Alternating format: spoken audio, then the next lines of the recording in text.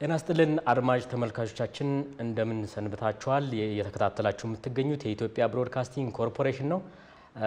በኢንፎርሜሽን መረብ ደህንነት አስተዳደር እዚህ ዋና መስሪያ ቤት ተገኝተናል። ባለፉት 7 ዓመታት ከለውጡ ወዲህ የተከናወኑ ስራዎች ምንድናቸው የሚሉትን ርዕሰ ጉዳዮች ልንነጋገር እዚህ የኢንፎርሜሽን መረብ ደህንነት አስተዳደር ተገኝተናል።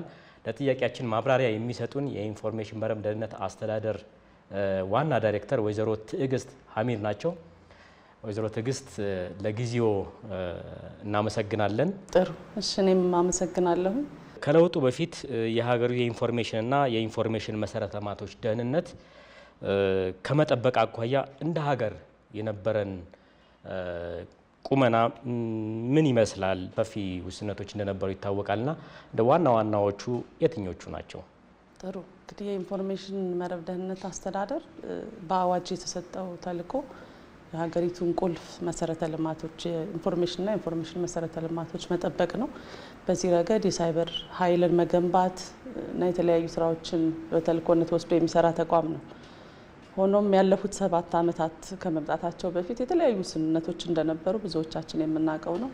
እንደ አበይት የሆኑትን ለመጥቀስ ያክል አንደኛው ተልዕኮን መሰረት ያደረጉ ስራዎች ላይ ያለማተኮር።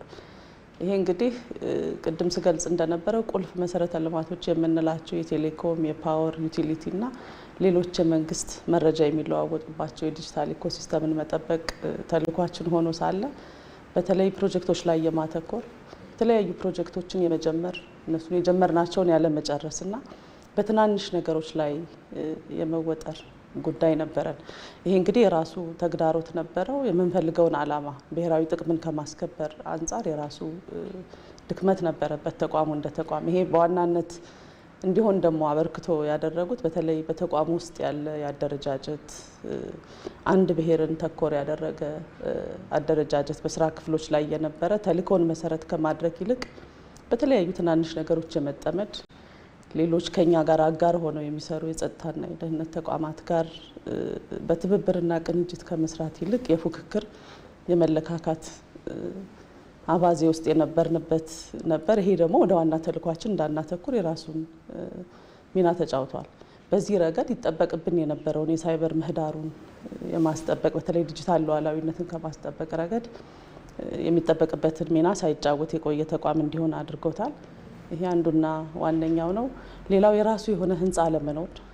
ተቋሙ የተለያዩ የኪራይ ህንፃዎች ላይ ከ13 በላይ እንግዲህ ከለውጥ በፊት የኪራይ ህንፃዎች ላይ የመዘዋወር አዝማሚያም ነበረ። ይሄ የራሱ ተግዳሮትና ውስንነት አለው። በተለይ ቁልፍ መሰረተ ልማትን ለማስጠበቅ የሚያስችሉ መሰረተ ልማቶችን በቋሚነት ለመገንባት አያስችልም የኪራይ ህንፃ ሲሆን፣ እሱ ደግሞ ሌላኛው ውስንነቱ ነው ማለት ነው።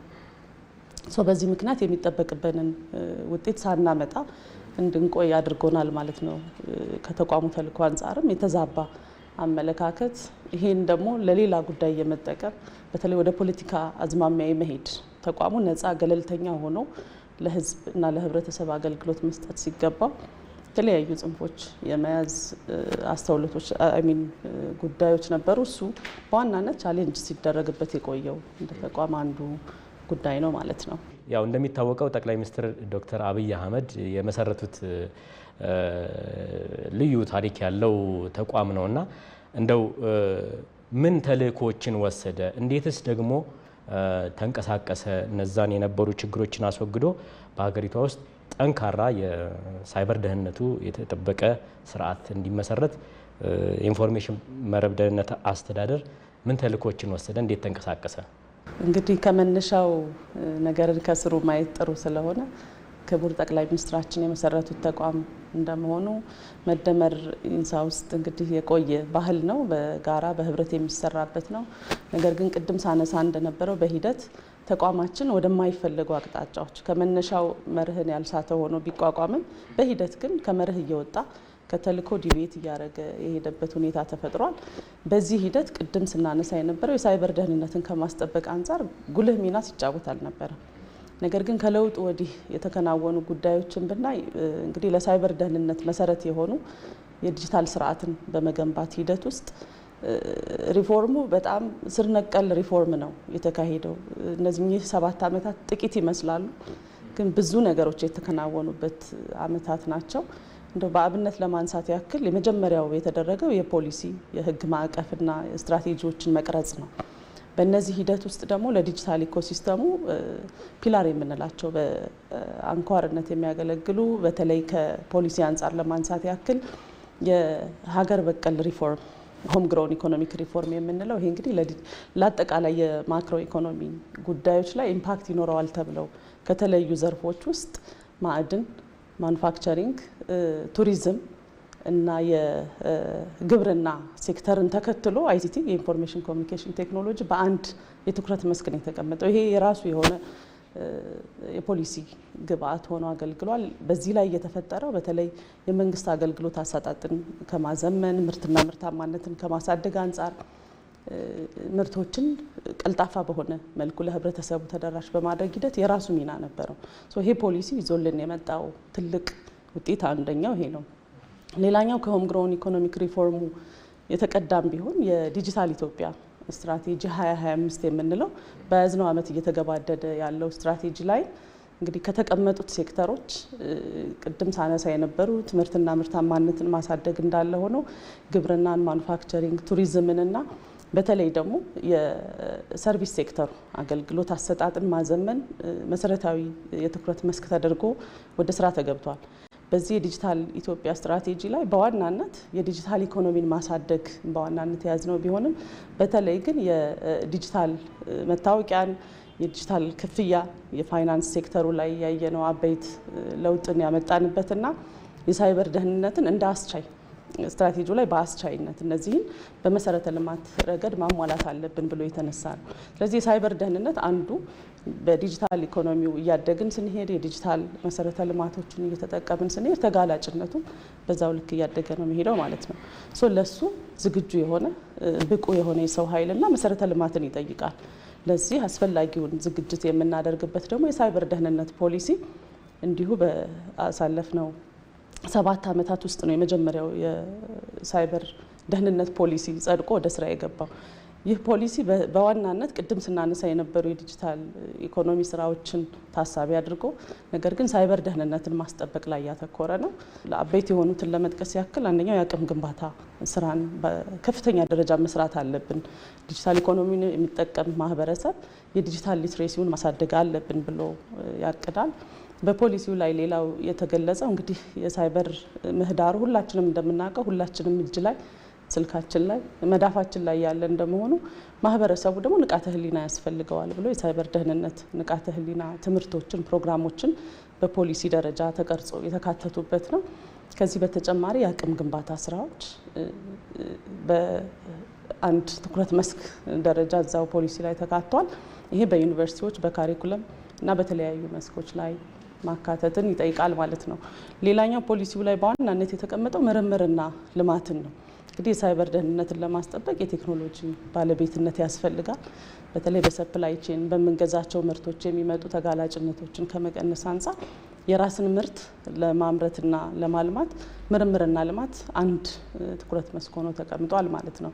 እነኚህን ካየን በኋላ የግላዊ መረጃና የዲጂታል ማንነትንም አንድ ትኩረት መስክ አድርጎ ነው ዲጂታል የሳይበር ደህንነት ፖሊሲው ያስቀመጠው።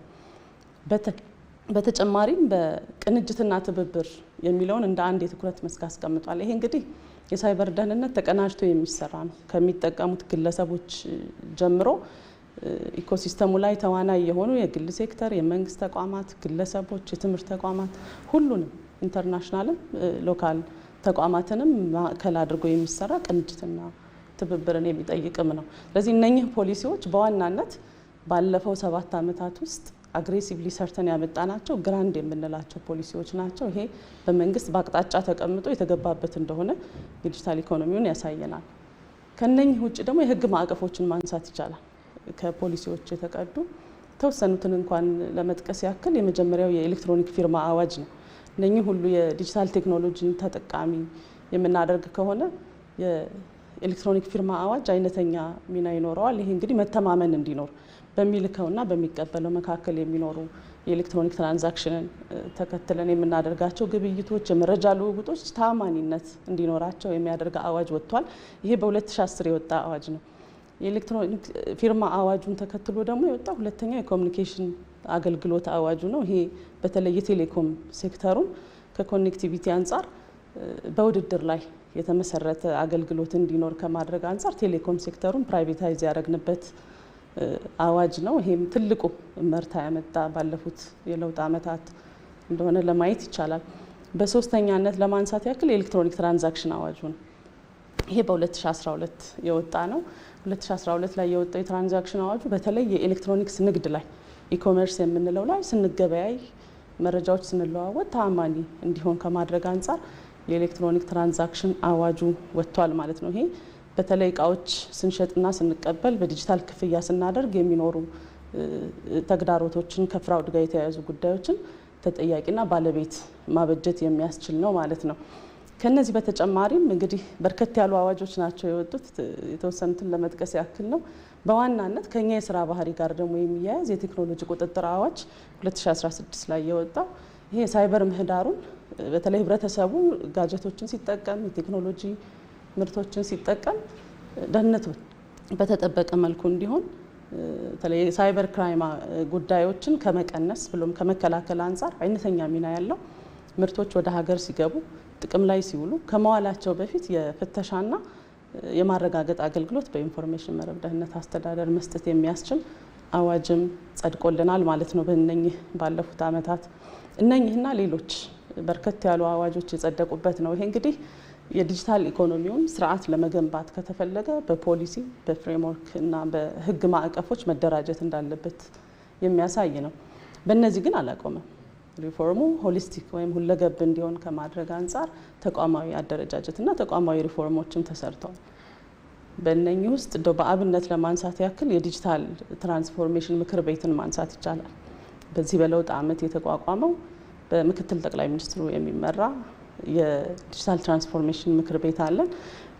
በአይነቱ ለመጀመሪያ ጊዜ የግል ሴክተሩን የምክር ቤት አባል አድርጎ ያቋቋመ ምክር ቤት ነው። ይሄ በጣም በርካታ ውጤቶችን ያስገኘ በተለይ በተበጣጠሰ መልኩ የሚሰሩ የዲጂታል ትራንስፎርሜሽን ስራዎችን ከአንድ ማዕከል እንዲሰሩ ወጪ ቆጣቢ እንዲሆን የሀገር ውስጥ ምርትን ደግሞ እንዲያበረታታ ተደርጎ የተቀረጸ ነው።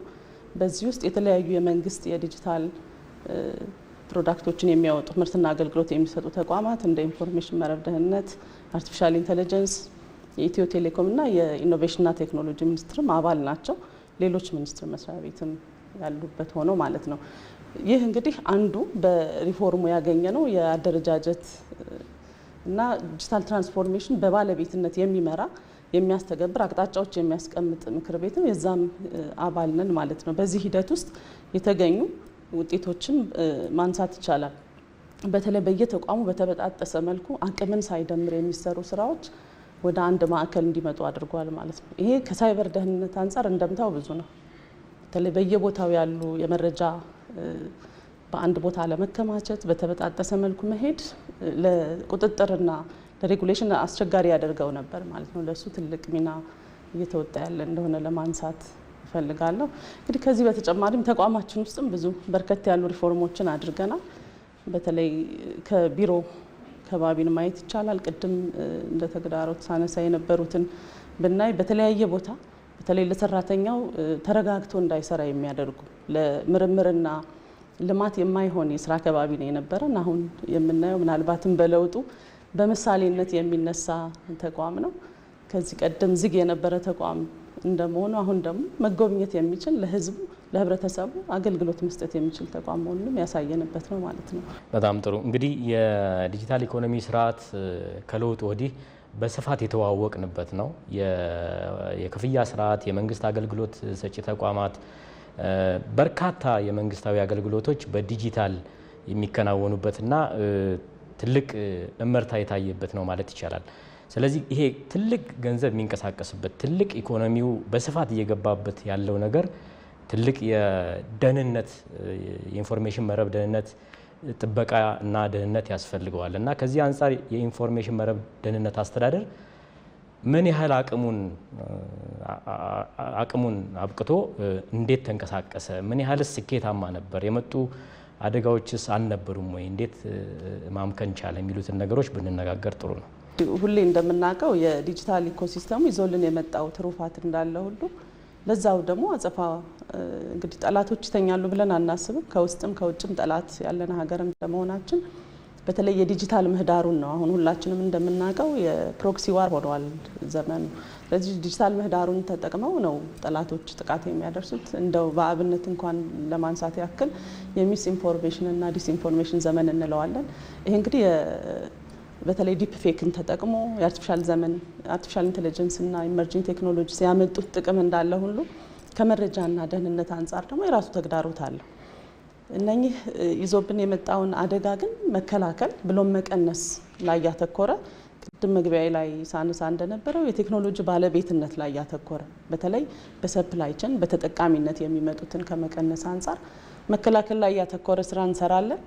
በዚህ ረገድ የሪቨርስ ኢንጂነሪንግ የመስራት ሰፕላይ ቼኑ ላይ ሊኖሩ የሚችሉ ተጋላጭነቶችን ቁጥጥር እና ክትትል የማድረግ ስራዎችን የምንሰራ ቢሆንም በዋናነት ግን 24/7 የሚሰራ የሳይበር ኢመርጀንሲ እና ሪስፖንስ ቲም የምንለው የኮምፒውተር አደጋ ክስተት ምላሽ መስጫ ማዕከል የምንለው በ3 ሽፍት የሚሰራ እንግዲህ በምድር ላይ ወታደሮች ጸጥታና የደህንነት አካላት የሚያደርጉትን ጥበቃ ሁሉ እኛ ደግሞ በሳይበር ምህዳሩ ንቁ ክትትል የሚያደርግ ቲም አለን ማለት ነው።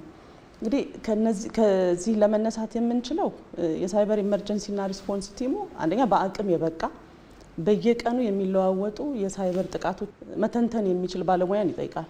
በዚህ በቀጣይነት መማር በቀጣይነት ማደግን የሚጠይቅ ሴክተር ነው ማለት ነው። ለዚህ ብቁ የሆነ የሰው ኃይል በማፍራት ረገድ ከዓለም አቀፍ ምህዳሩ ጋር እኩል መወዳደር የሚያስችለንን የሰው ኃይል አቅም መገንባት ችለናል።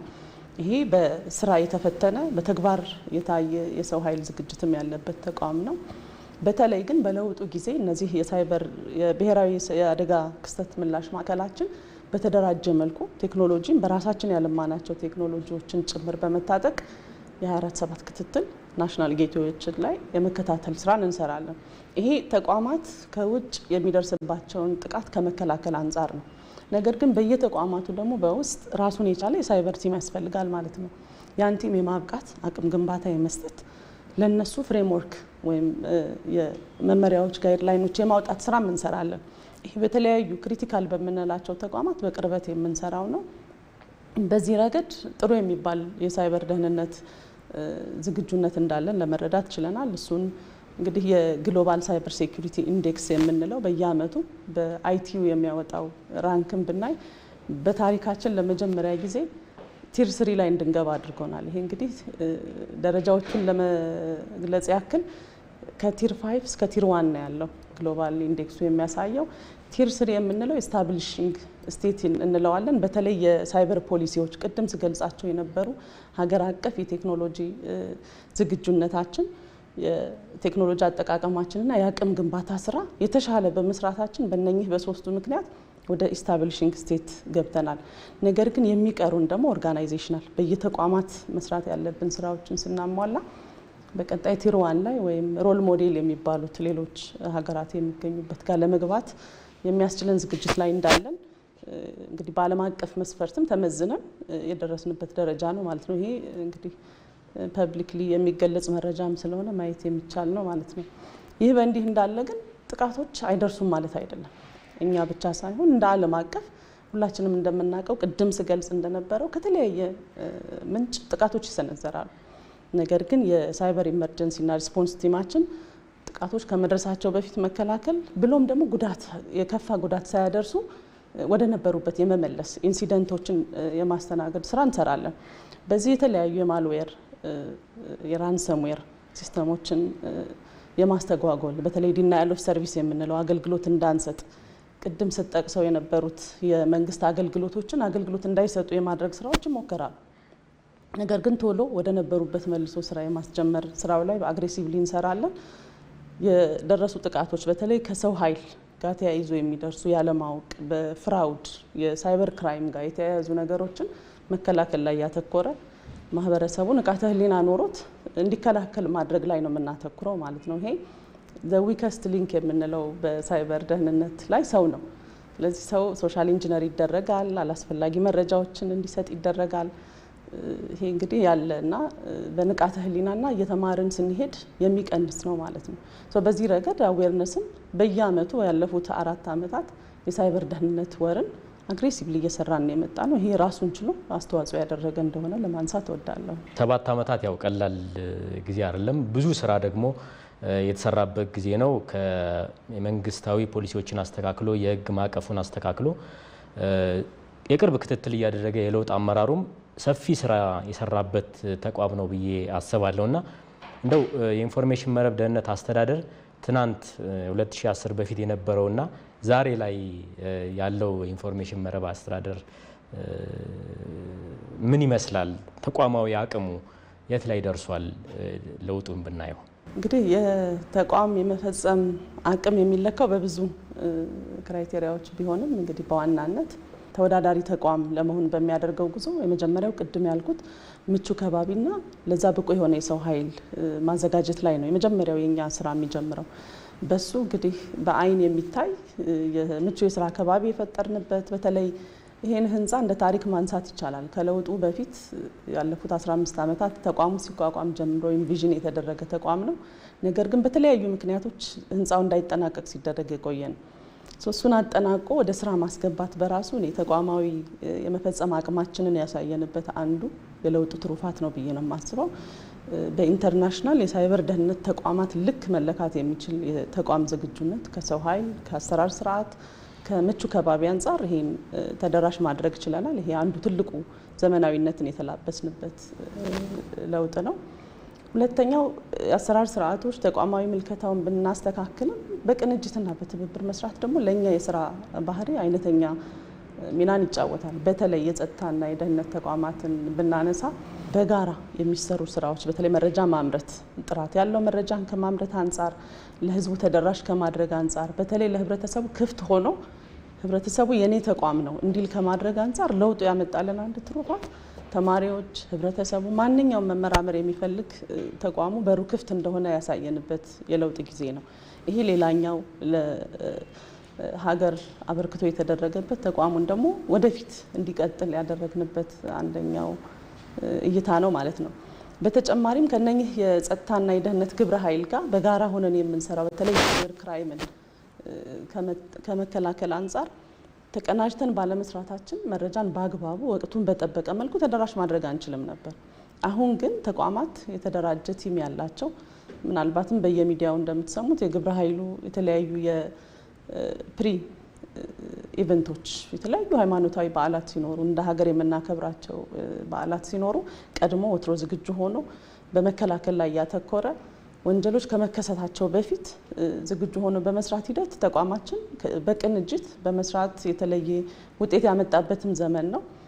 ከነኚህ ሁሉ በተጨማሪ ግን በተለይ በሀገራችን ሁላችን እንደምናውቀው የዲጂታል ኢኮኖሚው ቅድም ስትገልጻቸው የነበሩ በርካታ ስራዎች ተከናውነዋል። የኤሌክትሮኒክ ግዢን ማንሳት እንችላለን። ኤሌክትሮኒክስ ንግድን ማንሳት እንችላለን። አሁን አጠቃላይ የግብይት ስርዓታችን ኦንላይን እየሆነ ነው። የመንግስት አገልግሎቶች ከቤት ከስልካችን ተደራሽ እየሆኑ ነው። በእነኚህ ጉዳዮች ላይ የሳይበር ደህንነትን ቤዚካሊ ከመሰረቱ ለውጥ ያመጣ አድርጎ መስራትን የሚጠይቅ ስለሆነ ሁሌም ዝግጁ የሆነ የ24/7 መስራት የሚችል የሳይበር ኃይል መገንባት ችለናል። ይሄ በለውጡ ያገኘነው አንዱ ትሩፋት ነው። ተወዳዳሪ የሚያደረገን ቅድም ሳንሳ እንደነበረው የዲጂታል ኢኮሲስተሙ የምናየው ያለምንም ኮሽታ የሚራመድ አይደለም። ለዛ ሁሉ ግን ከጀርባ ሆኖ የሳይበር ደህንነቱን 24/7 ቁጥጥር የሚያደርግ በእያንዳንዱ ሰው ህይወት ውስጥ ያለ ተቋም ነው ማለት ነው።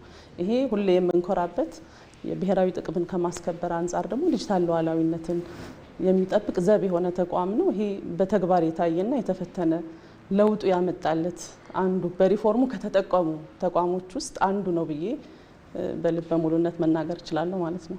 የኢንፎርሜሽን መረብ አጠቃላይ የዲጂታል ስርዓት ፈጣን ለውጦች የሚያስተናግድ በየቀኑ ለውጦች የሚከሰቱበት ተወዳዳሪ መሆን የሚጠይቅ በጣም ዳይናሚክ የሆነ ዘርፍ መሆኑ ይታወቃል እና ኢንፎርሜሽን መረብ ደህንነት አስተዳደር በቀጣይ የሚመጡትን የተወዳዳሪነት ዘርፉ ደግሞ ተለዋዋጭነት ተገንዝቦ ራሱን አብቅቶ ከዘመኑ ጋር የሚዋጅ አገልግሎት ለመስጠት ምን ያህል ዝግጁ ነው? ምንድነው ትኩረቱስ? እቅዶቹስ ምንድናቸው? እንደው ጥሩ እንግዲህ የኢንፎርሜሽን መረብ ደህንነት አስተዳደር ለብቻው የሚያቀደው ስራ ይኖራል ብዬ አላስብም። ኦፍኮርስ ከተልእኮ አንጻር ብንሰራው እንዳለ ሆነው ከሀገሪቱ የዲጂታል ስትራቴጂ የተቀዱ ስራዎችን ወስዶ ይሰራል። በተቋሙ ደግሞ የ5 ዓመት ስትራቴጂ እየቀረጸ የሚሰራቸው ይኖራል። ከዚህ አንጻር የዲጂታል ኢትዮጵያ 2030 እቅድ እያዘጋጀን ያለ ነው። ቅድም እንደገለጽኩት በዚህ ዓመት የሚጠናቀቅ ስለሆነ በዛ ውስጥ በፒላርነት ያስቀመጥናቸው በተለይ የሳይበር ሃይጅን የምንለው ኦንላይን ሴፍቲ የምንለውን ማህበረሰቡ ዲጂታል ኢኮሲስተሙን በመጠቀም የሚደርስበትን ተጋላጭነት ከመቀነስ አንጻር አግሬሲቭሊ ሰርተን ውጤት ማምጣት የምንፈልግበት ያለፈው የለውጥ ዓመት ያመጣልን በተለይ ቅድም መሰረተ ልማቶችን ስጠቅስ የፒኬአይ የምንለው የፐብሊክ ኢንፍራስትራክቸርን ተደራሽ አድርገናል። እሱን ወደ ስራ የማስገባት ስራ ጀምረናል። በኤሌክትሮኒክ ፓስፖርት ላይ ጀምረናል። ሚዲያ ላይ እንደምታውቁት ይህን ኤሌክትሮኒክ አይዲ ላይ ሌሎች የኤሌክትሮኒክ ትራንዛክሽንና ልውውጦች ላይ ደህንነታቸው የተጠበቀ ማድረግ ላይ የዲጂታል ሲግኔቸርን ወደ ስራ ማስገባት የቀጣይ እቅዳችን ነው ማለት ነው። ይሄ ያንዳንዱ የዲጂታል ትራንዛክሽን ደህንነቱ የተጠበቀ ዲጂታል ሲግኔቸርን የተጠቀመ እንዲሆን የማድረግ አግሬሲቭ ስራዎችን እንሰራለን። ይህን ስናደርግ ደግሞ የዲጂታል ፐብሊክ ኢንፍራስትራክቸር የምንላቸውን ተደራሽ ማድረግን ይጠይቃል። ይሄ በተለይ በጣም ብዙ ዳታዎች እየተከማቹ ነው የሚሄዱት። አሁን ቅድም ስናነሳ የነበራቸው ሁሉም ሴክተሮች ዳታ ያመርታሉ። እነዚህ የሚመረቱ ዳታዎችን ደግሞ ደህንነቱ በተጠበቀ መልኩ ማከማቸትን ይጠይቃል። ፕራይቬት ክላውድን የሚጠቀሙ አሉ፣ ፐብሊክ ክላውድ የሚጠቀሙ አሉ። እነሱን የዳታ ሴኩሪቲ ጉዳይን ፎከስ አድርገን መረጃ ልውውጥን የመረጃን ደህንነት ከማስጠበቅ አንጻር ተልኳችንን አንድ ስቴፕ የምንወስድበት ስራ እንሰራለን። ይሄ የዳታ ኤክስቼንጅ የምንለውና ቅድም ሳነሳ የነበረው የፐብሊክ ኢንፍራስትራክቸርን አግሬሲቭሊ ሰርተን የተአማኒነት ቅድም ስናነሳ የነበረው በተለይ ከክራይም ጋር ተያይዞ የሳይበር ክራይምን ከመከላከል አንጻር ፍራውድን ከመከላከል አንጻር እንደ ተቋም መረጃን እናመርታለን። ከሌሎች ተቋማት ጋር ተደራጅተን በዚህ ሂደት ተአማኒ የሆነ ለህብረተሰቡ ኦንላይን ሴፍቲን እንደው ዲጂታል ሲስተሙን መጠቀምን በኮንፊደንስ እንዲጠቀም የሚያስችል ስርዓት መገንባት ላይ ትልቅ ስራዎችን በእቅድ ይዘናል። እነኚህ በተለይ ዲፕ ፌክ የምንለውን ከመከላከል አንጻር በአርቲፊሻል ኢንቴሊጀንስ የተደገፉ የማሽን ለርኒንግን መሰረት ያደረጉ የሳይበር መከላከል ስራዎች ላይ ፎከስ አድርገን እንሰራለን። ይሄ እንግዲህ የናቹራል ላንጉዌጅ ፕሮሰሲንግን ተጠቅሞ ቋንቋን መሰረት ያደረጉ ለማህበረሰቡ ተአማኒ የሆነ ዳታን ከማቅረብ አንጻር የራሳችንን የዳታ ሴኩሪቲን ከማስጠበቅ አንጻር የምንሰራው ትልቅ በእቅድ የያዝነው ስራ አለ። እነኚህ ሁሉ በእኛ ተቋም ብቻ የሚሰሩ አይደሉም። የግለሰቦችን የተቋማትን ዓለም አቀፍ ትብብርን የሚሻ ነው። በዚህ ላይ አግሬሲቭሊ ሰርተን ውጤት ለማምጣት በእቅድ ይዘናል። ይህን ስናደርግ ግን ቅድም ሲነሳ የነበረው ለውጡ ይዞብን የመጣውን ተግዳሮት በተለይ ወል ማንነት ላይ ያለማተኮር ሁሉም የኔ የሚለውን መንፈስ ትርክቱን ከመቀየር አንጻር የራሳችን ትልቅ ተልእኮ ወስደን የምንሰራው የኢንፎርሜሽን ዋርፌር ዘመን እንደመሆኑ እሱ ላይ ትልቅ የቤት ስራ አለ። ቅድም ሳነሳ የነበሩት ተአማኒ መረጃን በሰጠን ልክ ህብረተሰቡ እያወቀ የሚወስናቸው ውሳኔዎችም ደግሞ እውቀትን መረጃን መሰረት ያደረገ እንዲሆን የእኛ ተቋም ትልቅ የቤት ስራ አለበት። እሱ ላይ አተኩረን የጋራ የሚያደርጉን ነገሮች ላይ በጋራ ለመስራት ዝግጁ ነን ማለት ነው። ለዚህ አስፈላጊውን የሰው ኃይል እና የትጥቅ ዝግጅት አድርገን በመስራት ላይ ነን ማለት ነው።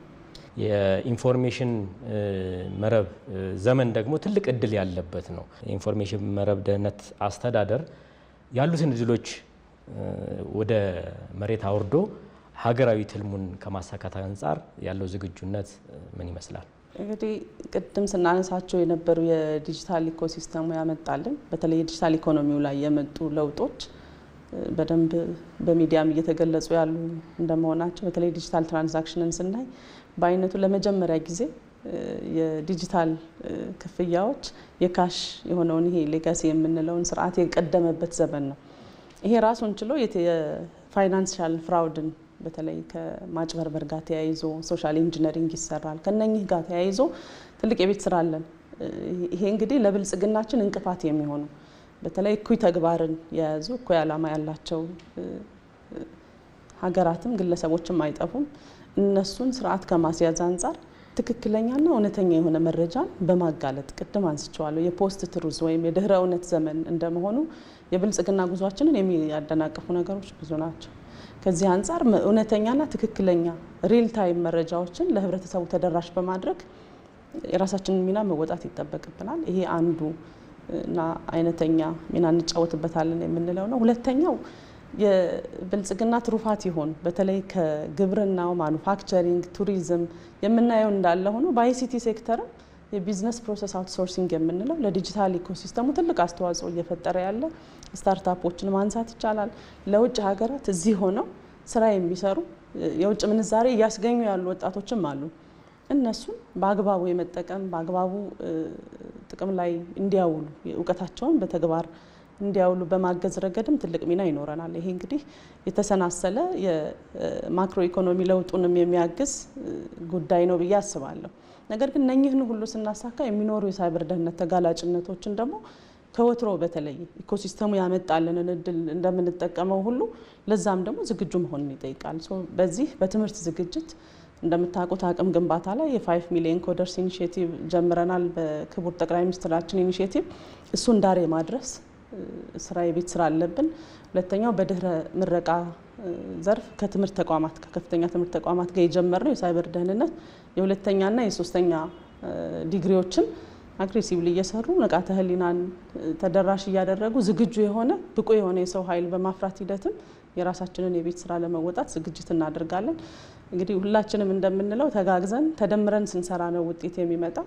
የኢንፎርሜሽን መረብ ደህንነት አስተዳደር ደግሞ መደመር የተወለደበት ተቋም እንደመሆኑ ለዚህ ጥሩ ሪፎርሞችን በተለይ አደረጃጀት የተቋማዊ ሪፎርሞችን በመስራት ወደ ውጤት እየገሰገሰ ነው። ለዚህ ለብልጽግና ጉዟችን የሚጠበቅብንን ለመወጣት ዝግጁ ነን። በዚሁም በተቋሚ ስም ቃል ገባለሁ ማለት ነው። የኢንፎርሜሽን መረብ ደህንነት አስተዳደር ዋና ዳይሬክተር ወይዘሮ ትዕግስት ሐሚድ ለቃለ ምልልሱ ስለሰጡን ገለጻ በኢትዮጵያ ብሮድካስቲንግ ኮርፖሬሽን አድማጭ ተመልካቾች ስም እጅግ በጣም አመሰግናለሁ። አድማጭ ተመልካቾቻችን ባለፉት 7 ዓመታት በኢንፎርሜሽን መረብ ደህንነት አስተዳደር ዙሪያ የተከናወኑ ዋና ዋና ስራዎች እንዲሁም የገጠሙ ተግዳሮቶችና የታለፉባቸው መንገዶችን በተመለከተ የቃኘንበት ዝግጅታችን እዚህ ላይ ይቋጫል። መልካም ጊዜን እንመኛለን።